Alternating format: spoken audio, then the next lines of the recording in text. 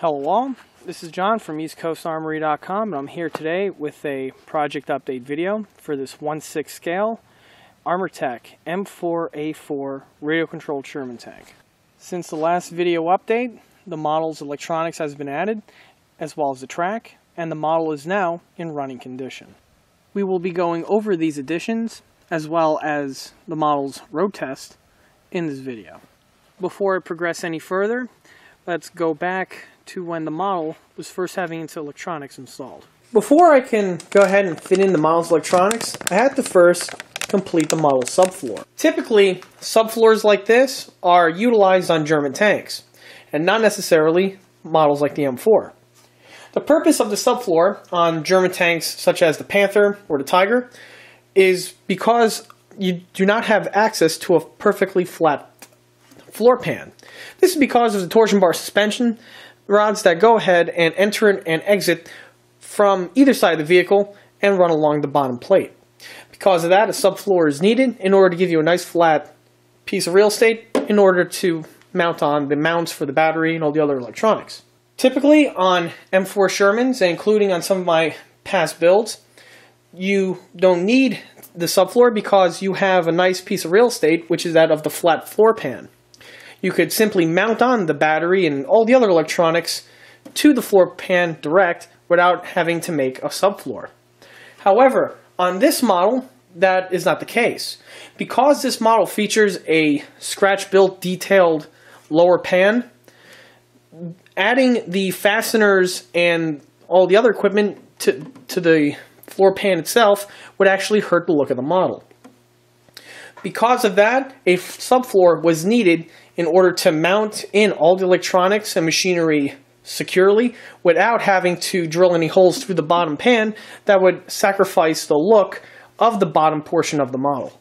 The floor pan itself is fabricated out of Lexan plastic as well as several lengths of aluminum angle. As for using Lexan, I've used it on several builds in the past. And just like on those other builds, the purpose for the Lexan is that it's a nice, thick material to work with. It's also very strong and is very light, which gives a lot of advantages for using this material for this purpose on the model. Also, as we can see here, the subfloor is affixed to the model in a suspended state. The subfloor does not make contact with the lower panel. The way the subfloor is attached to the vehicle is via these six fasteners that we see here.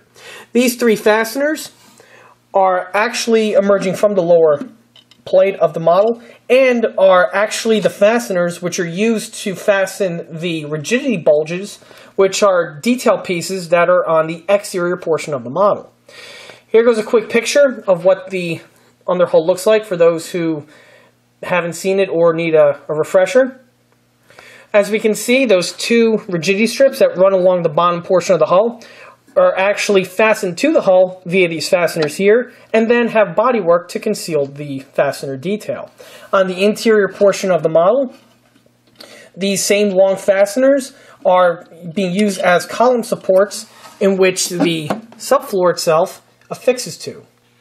As you can see, the floor itself is nice and sturdy and is more than adequate for the job at hand. Like all Armortek models, the vehicle is 24-volt powered, and for the 24 volts, I utilize two 12-volt lead-acid batteries, which are hooked up in series circuit to give you the 24 volts needed. These batteries here are for testing purposes only, however, are the exact same size and dimensions as the actual batteries which will be used to propel the model. These batteries were used to fabricate up the tray that you see here inside the vehicle. On this model, I've positioned the batteries in a centralized location on the vehicle. By doing this, it kind of centers the weight of the model towards the center, and also via the turret hole gives me great access to the batteries in case I need to replace one or service them when the model is complete. Keep in mind, lead-acid batteries do have a shelf life to them and eventually do need to be replaced. So it is a good recommendation for anyone who's building any type of radio control tank with lead-acid batteries, whether it's an Armortek or another manufacturer to have the batteries in accessible location. By positioning them under the turret, you can go ahead and get access to the batteries with little effort, as opposed to having them in a location in which you might have to disassemble part of, or some of the tank to get access to them. As a test, I'm going to go ahead and temporarily fit on the model's roof.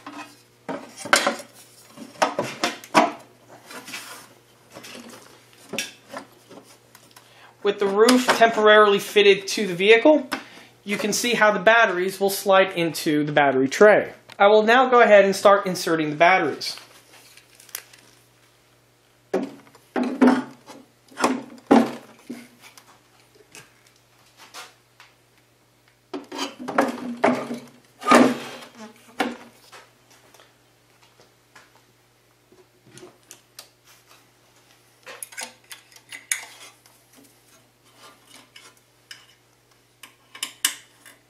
As you can see, the batteries are very accessible from the exterior portion of the vehicle via the turret hole. With the roof removed, you get to see how the batteries actually install to the vehicle. The battery tray itself that was fabricated is to very precise tolerances and gives you a nice tight fit and squeeze around the base of the batteries, holding them together. As if we notice on the top, I went ahead and affixed 2 pieces of angle aluminum to the sponsons via the kit supplied fasteners which hold the sponsons to the vehicle. The purpose of these 2 pieces of aluminum is for that of bungee cords to be clipped to the top portion here of the batteries, which will keep the batteries from any vertical movement, and will also help keep any wiring that the batteries have nice and secure and keep them from fraying around. With the battery tray now complete and the subflooring permanently installed, I am now ready to start installation of the model's electronics, as well as the speed controller, as well as the radio. And here goes the model's interior with more of its option packs and components fitted to the model. One thing of note, as surprising as this sounds, when it comes to these 1/6 scale radio controlled tanks, space management is very important because there's really not a whole lot of space on the interior to mount up all the electronic and mechanical components. And if the more electronics and more functions that you plan to put into your tank, the more the interior space gets eaten up very quickly. So space management is key to building one of these vehicles. All of the electronic boxes that you see here are all affixed to the model via fasteners and are affixed to homemade shelves, which are similar in construction to that of the subfloor, being made out of aluminum angle and clear Lexan. This over here is the model's power supply, and this takes the power from the battery and then divvies it up to all of the model's electronic components, including the speed controller as well as the sound system. This unit here is the Amplifier Module, which contains the Ben&Denny sound system. This takes power from, or input from, the speed controllers, enters into this box here, and then relays that to the speakers that we have here mounted in the rear of the vehicle. Just like the other components, the speakers are mounted to this piece of angle aluminum nice and securely. The angle aluminum itself affixes to the sponson fasteners that we have here on the side of the hull. Mounted below the power supply and the amplifier module is the model's speed controller on this side and the auxiliary controller on this side. The speed controller over here is what powers the 2 main drive motors and the 2 main drive motors only, while this unit here is what controls the other functions, namely the turret rotation and the gun elevation. The power supply and amplifier module are mounted to 2 elevated shelves, which are bolted directly to the side walls of the vehicle. The elevated shelves gives me some extra room when no room was present in this location here. As for the location, they are mounted to this section here. These 2 holes were pre-drilled into this plate by Armortek. These two holes were originally for the extra armor, which gets positioned over this section here, and the reverse section on the Sherman hull.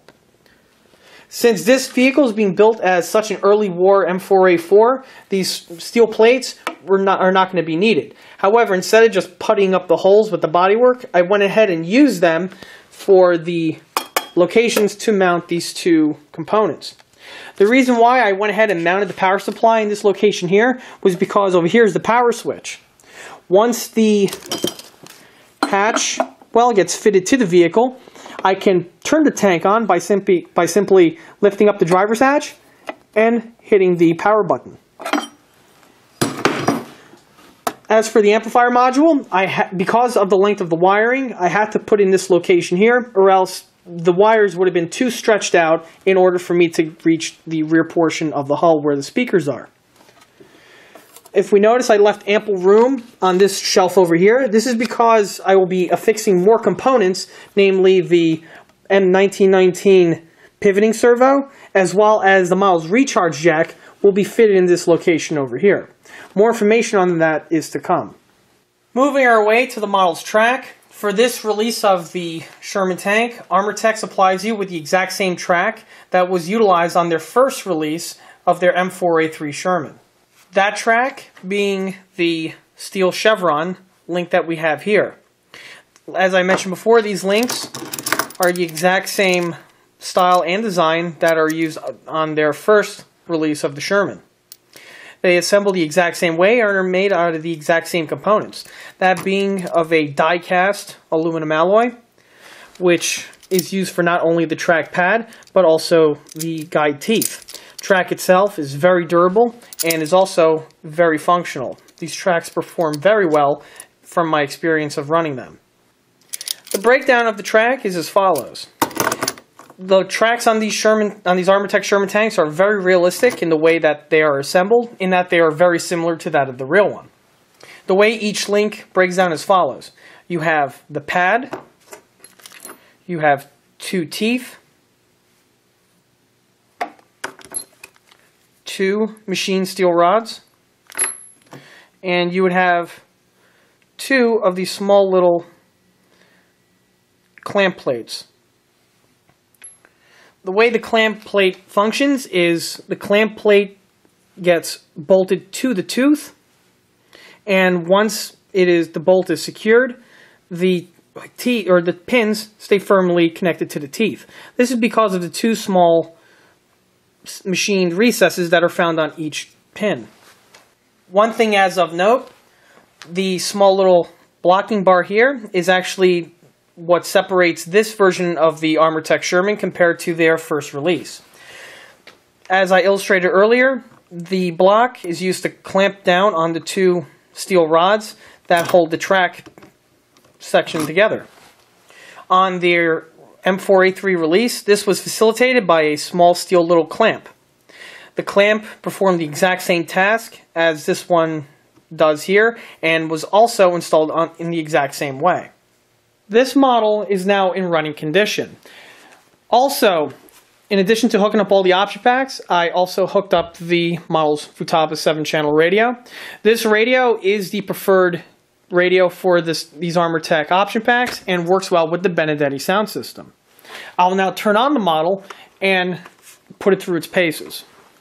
To turn the model on, I first turn on the radio. I then hit the power button.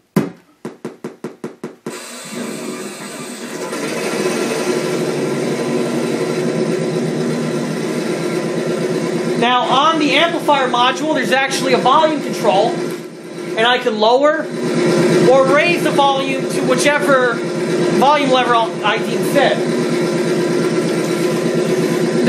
The sound system is controlled by this small little potentiometer here,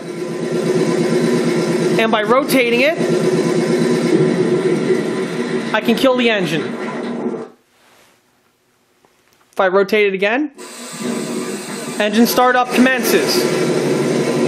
The system is all plug and play, and if you follow the instructions, should be a simple installation. As I drive the tank,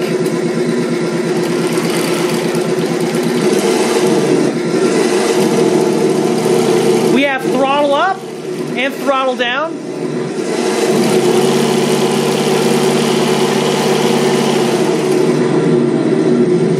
And we have engine idling.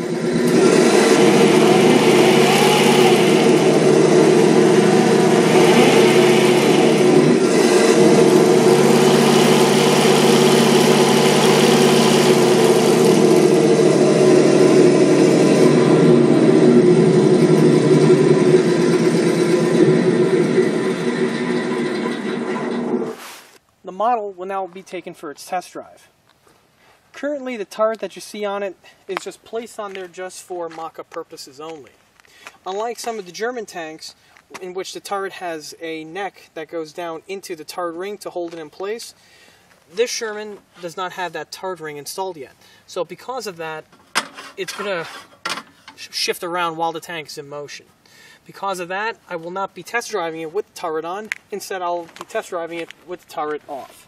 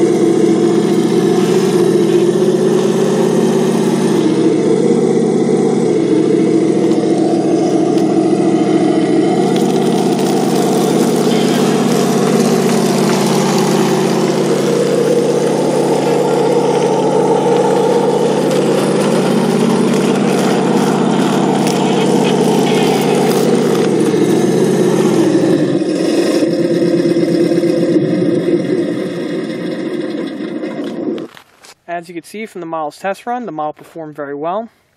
The track's tension is going to be adjusted on probably the left-hand side. I might just remove a link just to tighten it up just a little bit.